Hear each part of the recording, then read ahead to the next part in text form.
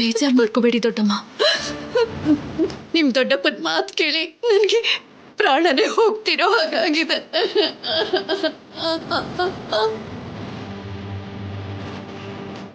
ಒಂದು ಕೆರೆ ಹೇಳ್ತು ನನ್ನ ಹೆಂಡತಿ ಸತ್ತೋದ್ಲು ಅಂತ ಹೇಳ್ತಾ ಇದ್ರೆ ನನಗೆ ನೋವು ತಡ್ಕೊಳ್ಳೋಕಾಗ್ತಿಲ್ಲ.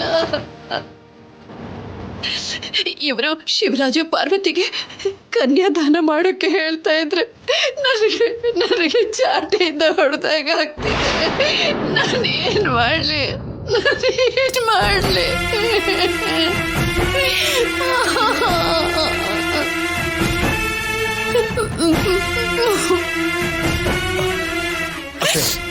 ನೀವು ಚಿಂತೆ ಮಾಡಬೇಡಿ ಅತ್ತೆ. ಈ ಮದ್ವೆಲ್ ನೀವು ಭಾಗಿಯಾಗ್ತೀರಾ. ನೀವ್ ಅನ್ಕೊಂಡಂಗೆನೆ ಮಾವನ್ ಜೊತೆ ಸೇರಿ ಕನ್ಯಾದಾನ ಮಾಡಿ ರಾಜಿನ ಸಂತೋಷವಾಗಿ ಅತ್ತೆ ಮನೆಗೆ ಕಳ್ಸ್ಕೊಡ್ತೀರಾ. ಬುದ್ಧಿ ಇದೆಯಾ ನಿನ್ಗೆ? ಮದ್ವೆ ಹೆಣ್ಣಾಗಿ ರಾಜಲಕ್ಷ್ಮಿನ ನೋಡೋಕೆ ಅವಕಾಶ ಇಲ್ಲ ಅಂದ್ರೆ ಕನ್ಯಾದಾನದ ಬಗ್ಗೆ ಮಾತಾಡ್ತಿದ್ಯಲ್ಲ ನೀನು. ಹೇಗ್ ಸಾಧ್ಯ ಅದು? ನಡೆಯುತ್ತೆ, ನಡೆಯೋ ಹಾಗೆ ಮಾಡ್ತೀನಿ. ಹೇಗೋ ನಡೆಯುತ್ತೆ.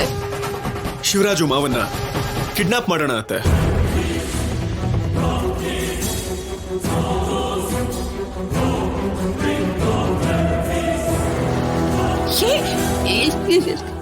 ಏನು ನೀನು? ಏನ್ ಮಾತಾಡ್ತಿದ್ಯಾ ನೀನು? ಸ್ವಲ್ಪ ಆದ್ರೂ ಕಾಮನ್ ಸೆನ್ಸ್ ಇಟ್ಕೊಂಡು ಮಾತಾಡ್ತಾ ಇದೀಯ ನೀನು? ಚಿಕ್ಕಪ್ಪನೇನಾದ್ರೂ ಬಿಟ್ಟು ಅನ್ಕೊಂಡಿದ್ಯಾ ನೀನು? ಅವ್ರದ್ದು ಕಸರತ್ ಮಾಡಿರುವಂತ ದೇಹ ಹೊಡೆದು ಪುಡಿ ಪುಡಿ ಮಾಡ್ಬಿಡ್ತಾರೆ ನಿನ್ನ.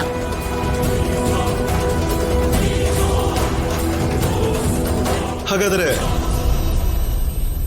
ಪಾರ್ವತಿ ಅತ್ತೆನ ಕಿಡ್ನಾಪ್ ಮಾಡೋಣ.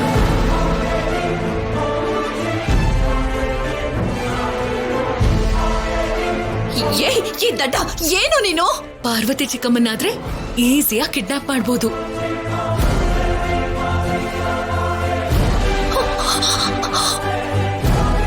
ಆದ್ಯ ಏನ್ ಮಾತಿದು?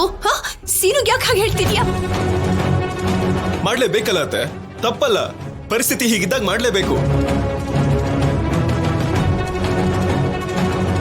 ಪಾರ್ವತಿ ಅತ್ತೆನ ಕಿಡ್ನಾಪ್ ಮಾಡಿದ್ರೆ ಶಿವರಾಜು ಮಾವ ಒಬ್ರೇ ಹೋಗಿ ಪಾರ್ವತಿ ಅತ್ತೆ ಇಲ್ದೇನೆ ಕನ್ಯಾದಾನ ಹೇಗ್ ಮಾಡ್ತಾರೆ? ಹೌದು ದೊಡ್ಡಮ್ಮ, ಆ ಟೈಮಲ್ಲಿ ದೇವಸ್ಥಾನದಲ್ಲಿ ನೀನ್ ಪಕ್ಕದಲ್ಲೇ ಇರ್ತೀಯ. ದೊಡ್ಡಪ್ಪನ್ಗೂ ಏನೋ ಗೊತ್ತಾಗಲ್ಲ.